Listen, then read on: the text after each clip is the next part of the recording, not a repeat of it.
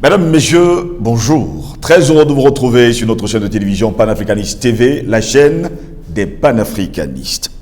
De nombreux Tchadiens s'interrogent depuis de longs mois aujourd'hui sur les circonstances exactes de la mort du président tchadien Idriss Déby Itno. L'opposition tchadienne exige même une enquête indépendante. De nombreux partisans du président Idriss Déby Itno et certains Tchadiens continuent d'exprimer leur profonde tristesse à la suite du décès de celui qu'ils considèrent comme un héros mort, il faut le dire comme ça, arme à la main, en défendant l'intégrité territoriale du Tchad. Eh bien, jusqu'à preuve de contraire, le président de l'Union des jeunes nationalistes du côté du Tchad, une organisation des jeunes proches du pouvoir, est encore sous le choc et se demande ce qui s'est réellement passé. Et nous alors de nous poser la question, Tchad, assassinat d'Idriss Déby Itno, pourquoi la vérité est-elle captive? Pour répondre justement à cette question, nous sommes avec Albert Anatoly ici, journaliste d'investigation, directeur de publication du journal Le Cactus. Albert Anatoly ici, bonjour, bienvenue. Bonjour à vous, Steve Jelangos. Je dis bonjour à vous, aux millions de téléspectateurs. Je parle de Panafricaniste TV, qui est une télévision dédiée justement à la cause panafricaniste.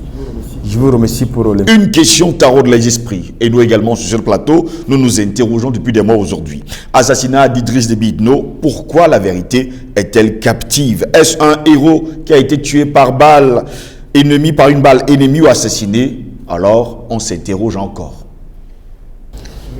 Souvenez-vous, nous sommes le 20 avril 2021. Je crois que nous étions ensemble ce jour-là. Et nous sommes assis quelque part pour faire le début de l'émission, d'une émission. Et puis, patatras, on zappe, on constate qu'il y a un média étranger qui est en train de nous annoncer justement la mort, c'est le thème qui avait été utilisé, la mort du maréchal Idriss Itno Déby, je veux dire. Alors, justement, le même média, en l'espace de moins de 2-3 minutes, nous a donné des informations différentes. Plusieurs informations à la fois. Tellement différentes. Ça veut donc dire qu'en réalité, soit ces médias-là, comme d'habitude, n'avaient pas la bonne information, soit ils ont, comme d'habitude, instrumentalisé et manipulé l'opinion. Donc, plus d'un an après, on se sera attendu à ce que son successeur, qui est le président du comité militaire de transition, le général Mahamat Déby, puisse quand même dire justement aux Tchadiens, au peuple tchadien, de quoi est mort son feu père. Le président, silence total. Silence total. Mais dans ce contexte, rappelez-vous, les panafricanistes avaient déjà indiqué que Idriss Déby a été assassiné par une balle ennemie. Un an après, il n'y a pas eu ni d'information, ni de confirmation de ce que les panafricanistes avaient déclaré dans ce contexte-là. Et peut-être un an après, il y a un média radiophonique qui émet depuis Paris et qui arrose le continent africain, notamment l'espace francophone, qui dit avoir mené une enquête de ce côté-là et qui indique ce que nous savons déjà, que Idriss Déby est mort d'une balle. Mais une balle de qui? D'un aspect de son camp ou bien des assaillants du front de la tenance pour la concorde du Tchad, c'est-à-dire le FAC. Ce temps que nous dit rien à ce sujet. Ce que nous savons, c'est que Macron, après ces événements, s'est présenté en N'Djamena pour adouber le nouveau chef qui est le fils d'Idriss Déby. Donc, on se serait attendu que, comme Paris a l'air de bavarder, que Paris nous dise justement ce qui s'est passé. Et je pense que les Africains ont le droit de savoir, et puis particulièrement encore, les Tchadiens qu'on les met pour de ce qui s'est passé. C'est pour dire que Paris était forcément au courant de ce qui s'est passé, puisque le chef d'état-major, n'est-ce pas, de la base militaire français qui se trouve au Tchad a été le premier à appeler l'Élysée pour l'informer de ce que Idriss Déby venait d'être neutralisé, pour utiliser le jargon militaire, au front. Alors, ça c'est justement la version officielle. Mais la version qui n'est pas véritablement officieuse, et qui est officieuse, nous fait comprendre qu'il y a justement un sniper, c'était les services secrets français qui ont assassiné Idriss Déby. Souvenons-nous que dans ce contexte-là, Idriss Déby venait d'être réélu à la tête du Tchad pour un énième mandat au terme d'une élection présidentielle très très disputée. Et nous avons, vous et moi, suivi, comme la plupart des panafricanistes, suivi sa campagne. Les propos qu'il tenait, justement, ne pouvaient pas, de mon autre point de vue, réjouir. Était en totale rupture avec Déby que nous connaissons, qui est venu, n'est-ce pas, à la présidentielle tchadienne, particulièrement sur un char français. Mais on s'était dit que les propos tenus lors de cette campagne-là étaient en déphasage avec cet Idriss Déby, le premier Idriss Déby que vous et moi nous connaissions. Ça veut donc dire qu'il avait déjà engagé une rupture, justement, puisqu'il indiquait clairement que les djihadistes ne tombaient pas du ciel.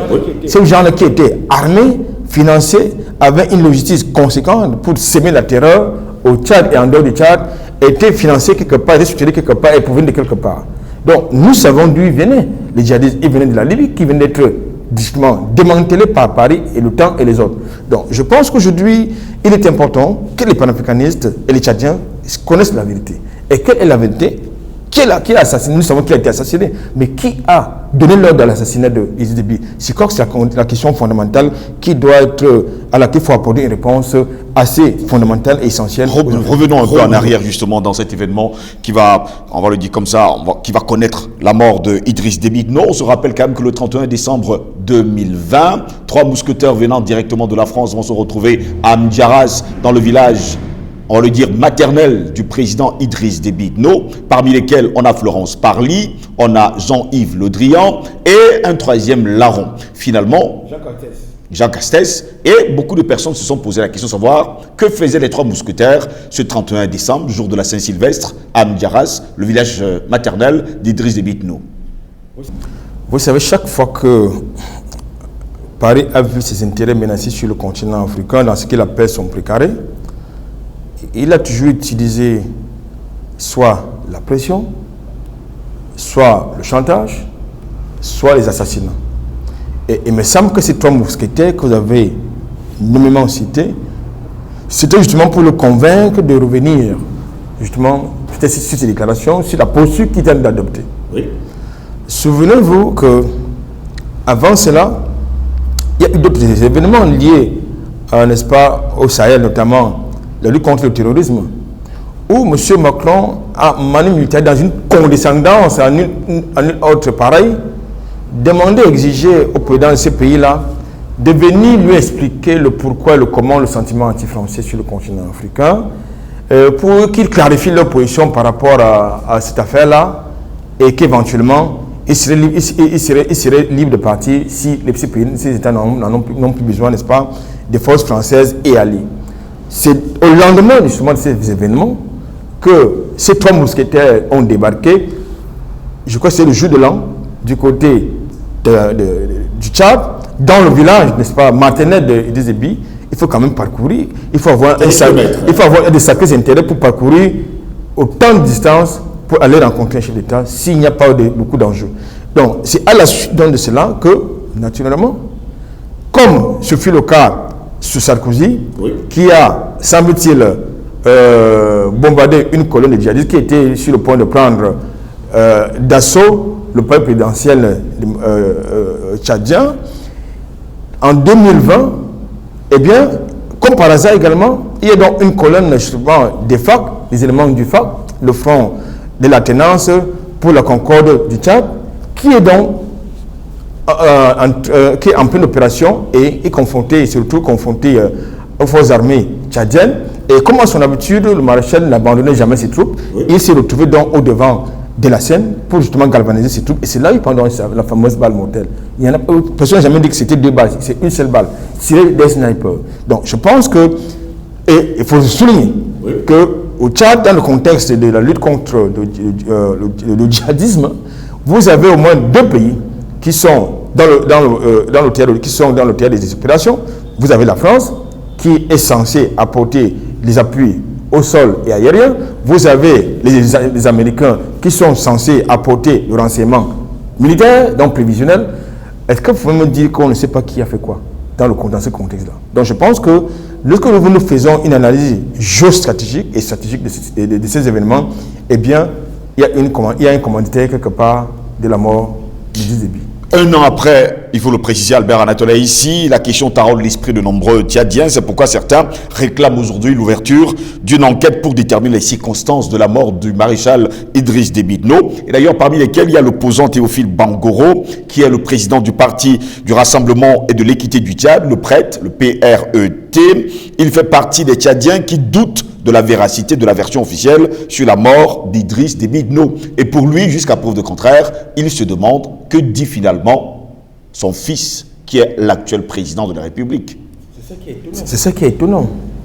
Monsieur Steve Zulongos, vous avez grandi aux côtés de votre père, qui vous a pratiquement permis de graver les échelons de l'armée, et il prend une balle au front, oui. Mais vous devrez être le premier à connaître la vérité et à la rendre publique, cette vérité-là. Mais paradoxalement, il est taiseux, il est tranquille et les engagements politiques pris ne sont pas pour l'instant respectés, parce qu'il avait dit qu'il prenait le comité militaire de transition avait 18 mois pour remettre, n'est-ce pas, le pouvoir aux civils. Cet agenda politique patine. Et là, Paris ne fait aucune pression, comme c'est le cas du côté du Mali, oui. Comme c'est le cas du côté de la Guinée-Conakry, comme c'est le cas du côté du Burkina Faso. Donc ça veut donc dire qu'il y a derrière des choses qu'on n'a pas, on a Paris d'adopter une attitude qui me semble contradictoire et paradoxale, comme pour dire qu'il ne faut pas qu'on ait une attitude qui va fâcher le petit, ou risque que nos choses soient dévoilées. Donc je pense qu'aujourd'hui, le président Déby, c'était une institution. Donc, chaque Tchadien a le droit d'exiger la vérité. Au premier chef Paris, les Washington, qui justement soutiennent justement le Tchad, comme je l'ai indiqué tantôt, dans la lutte contre le djihadisme. Oui. Au premier rang desquels son fils qui l'a suicidé. Ça, c'est important. Donc, ils ont le droit, tous les Tchadiens ont le droit de connaître la vérité, connaître ce qui s'est passé. Et je crois que, comme je l'ai dit tantôt, qu'on l'ait aimé ou pas, Idriss Déby, père, on a besoin de connaître la vérité. Et nous savons qu'il y a eu deux Idriss Déby. Le premier que tout le monde, bien évidemment, prend en dedans. Oui. Le second qui a quand même pris des positions assez courageuses pour s'affranchir justement des ordres, des injonctions de Paris. C'est dans ce contexte-là, n'est-ce pas, qu'il est tué. Souvenez-vous, dans une fameuse interview qu'il accorde à un média qui émet également depuis Paris, il a admis qu'il ne voulait pas faire un 5e mandat. Eh bien, c'est Paris qui a envoyé un constitutionnaliste, oui. Paris qui demande de respecter n'est-ce pas, les institutions de nos républiques bananières, Paris qui demande de respecter justement les principes démocratiques, a quand même envoyé un constitutionnaliste justement au Tchad pour permettre justement à Idriss Déby de pouvoir remplir pour un énième mandat. Donc je pense que la responsabilité de Paris ne peut ne pas être établie dans cette affaire. Je vais vous prendre d'ailleurs quelques propos de Théophile Bangoro, qui est, on va le dire comme ça, le président du Parti pour le Rassemblement et l'équité du Tchad, au Tchad, le PRET. Il dit, je cite, « La précipitation avec laquelle on a masqué cette mort et son inhumation avec la mise en place de ce conseil militaire de transition nous amène à dire qu'il y a quelque chose qui se cache derrière la mort du président Déby. Est-ce que la version officielle qui nous a été servie est la bonne? C'est seulement une enquête internationale commise par la communauté internationale qui peut élucider ce mystère, parce que c'est un Tchadien qui est mort dans des conditions atroces. Tout à fait. C'est-à-dire, il rejoint mon propos. C'est-à-dire que, qu'on l'ait aimé, Idriss Déby, ou détesté, aujourd'hui, le président tchadien, le président défunt, oui. C'était un Tchadien. C'était une institution. C'était un chef d'État. Donc, pour ces différentes raisons, la vérité doit être dite aux Tchadiens. D'abord, à sa famille, certainement, par la suite, et ensuite aux Africains. Parce que c'est un énième chef d'État africain qui est pratiquement assassiné en pleine fonction. Oui. Donc, il ne faut pas que... Parce que ça aurait été ces événements se seraient passés outre-Atlantique ou outre-Méditerranée, tout de suite on aurait vu, n'est-ce pas, l'ONU vous créer une commission d'enquête, une commission d'experts pour établir les responsabilités, pour établir la vérité. Mais depuis, Paris, qui fait feu de tout bois partout, il se trouve, et paradoxalement, taisé dans le cas précis. Donc je pense qu'il appartient d'ailleurs d'abord à la société civile, je veux dire tchadienne, il appartient aux Tchadiens d'exiger, peut-être pas de Paris, parce que quelqu'un ne peut pas être brigand, criminel, gendarme, huissier de justice et en même temps magistrat, ça pose un problème. Donc il appartient, de mon point de vue, et prioritairement aux Tchadiens, je veux dire aux politiques tchadiens, tout clivage confondu, d'exiger la vérité. Parce qu'aujourd'hui, ce qui est arrivé à Idriss Déby peut aussi arriver aux autres, parce qu'ils connaissent comment ça fonctionne. Lorsqu'ils n'ont plus besoin de vous, ils vous jettent, quand ils ne vous flinguent pas une balle, n'est-ce pas, dans la tête, ils vous organisent un coup d'État. On l'a vu avec M. Alpha Condé du côté de Guinée-Conakry, c'est-à-dire quelques jours juste après la visite d'un certain, je veux dire, d'un personnage ombrageux. Oui. Eh bien, qu'est-ce qu'on a vu? C'était un coup d'État, il a été débarqué. Donc, je pense qu'il faut faire très attention de souvent pactiser avec le diable, pensant que demain, il va vous protéger. Le diable est toujours très infidèle. Albert Anatola, ici, selon les autorités de N'Djamena, ils disent d'ailleurs dans le communiqué qui a suivi la mort du président maréchal Idriss Déby Itno. Idriss Déby Itno est mort à 68 ans des suites de blessures subies au front dans le nord du Tchad contre les rebelles. Fin de citation. Oui, mais encore que les rebelles... Encore, nous avons... Il y a deux, vous savez, sur le plan juridique, les termes ne sont pas toujours utilisés au hasard. Même au niveau de l'instrumentalisation, bien de la manipulation d'une information, les mots ne sont pas choisis au hasard. Le Quai d'Orsay, Élysée et leurs médias ont choisi le mot « mort au front ». Tandis que les panafricanistes disent que Idriss Déby a été assassiné. Oui. Et ils établissent que certainement cette colonne des FAC qui est financée, parce que vous ne pouvez pas me dire que le patron du FAC, au moment des événements, se retrouve à Paris et que sur le terrain, il y a des mouvements de ses troupes. Il y a quand même une corrélation assez curieuse. Donc, le patron du FAC était à Paris au moment des événements. Qu'est-ce qu'il faisait là-bas? Bon, il n'a jamais été inquiété, puisqu'il s'y trouve toujours, et c'est après la mort, ça me dit après la mort, n'est-ce pas, du maréchal, qu'il est retourné au Tchad sans aucun problème. Et dans le contexte, justement, du dialogue national qui est en perspective, c'est la plupart des représentants de ces forces djihadistes, terroristes, sont à la table de négociation avec qui? Avec les partis politiques, comme si de rien n'était. Mais dans un autre contexte, on vous dit on ne discute pas avec les djihadistes, on ne discute pas avec les terroristes, mais dans le contexte tchadien, on met au même niveau, n'est-ce pas, les hommes politiques, les autorités de transition et les djihadistes. Là, il y a un problème. Parce que ce n'est pas le même discours qui est tenu quand il s'agit du contexte malien. Donc, je pense qu'aujourd'hui, ils ont même dit la peine à vous dire qu'il s'agissait du FAC, c'est-à-dire des éléments du FAC. Oui. Donc, alors, je crois qu'il y a beaucoup de zones d'ombre dans cette affaire-là, et justement, il n'y a qu'une enquête indépendante et impartiale pour élucider cette affaire. Il y a quand même un mutisme de la part du chef de l'État actuel, mutisme également de la part des autorités tchadiennes, mutisme de la part également des autorités françaises. Va-t-on dire finalement que c'est une affaire classée, comme c'est souvent le cas avec les assassinats des chefs d'État ou alors des leaders d'opinion sur le continent africain? Je pense que si l'État malien, je veux dire sous-entendu, les autorités de transition ne peuvent pas dire la vérité aux Maliens, aux Tchadiens, je veux dire aux Tchadiens, il appartenait au moins à la CEMAC d'exiger la vérité, sauf si peut-être au niveau de la CEMAC c'est connu la vérité. Il appartenait également à la CAC d'exiger la vérité, à moins qu'elle connaisse la vérité, la CAC. Il appartenait également à l'Union africaine, cette moribonderie, d'exiger la vérité. Oui. Mais malheureusement, ce n'est pas toujours le cas. Donc, dès lors que vous avez justement ces relais justement de l'impérialisme international qui sont mieux par rapport à cette affaire, il appartient justement à la société civile tchadienne, il appartient à la jeunesse tchadienne, de chercher à connaître, à exiger la vérité. Et si la vérité, ce n'est pas Paris qui va vous la donner. Il ne faut pas toujours demander que ce soit le malfrat, le criminel qui vous apporte les preuves de ses forfaits. Non. Il vous appartient à vous. Ça s'est passé sur le territoire tchadien.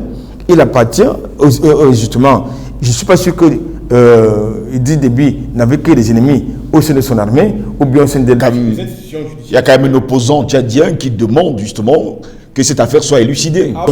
Absolument, absolument. Mais sauf qu'ils sont opposants, ils sont dans leur rôle, mais ils n'ont pas les moyens de pouvoir faire pression en dehors de la parole, en dehors peut-être des manifestations, en dehors de l'exiger. Tous les mécanismes de décision sont entre les mains des autorités de transition, qui est contrôlé, dirigé par son fils, qui devrait être le premier à dire la vérité justement sur la mort de son père. Non, finalement, on en déduit qu'il est né complice, s'il n'en est pas l'auteur. Merci beaucoup Albert Natola ici d'avoir été des nôtres encore. C'est fait un plaisir. Mesdames, messieurs, on s'interroge toujours. Assassinat d'Idriss Déby Itno, pourquoi la vérité est-elle captive? A-t-il été assassiné? Et si oui, qui sont les auteurs de cet assassinat? Mais comme on sait souvent le dire, lorsqu'on flirte avec le diable, on sait quand ça commence, mais jamais quand ça se termine. Au plaisir de vous retrouver très bientôt sur notre chaîne de télévision Panafricaniste TV. Bonne journée à toutes et à tous.